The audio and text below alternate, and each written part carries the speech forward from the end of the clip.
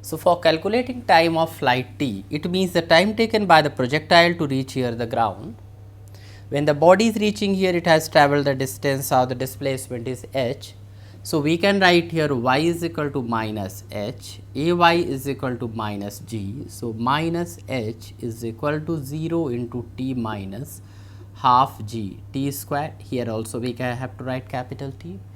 So, we can write here t is equal to twice of h upon g under root. So, this is the time of flight, the total time taken by the body to reach the ground. Then we can calculate also this distance r, that is called horizontal range. So, we can write here horizontal range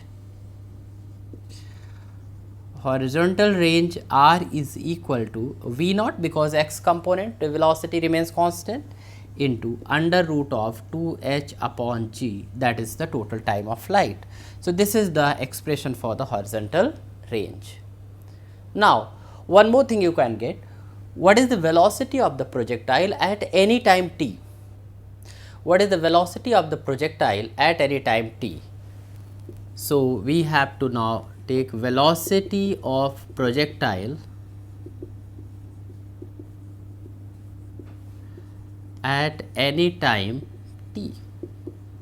Suppose you are taking this point, velocity has got the two component Vx and Vy.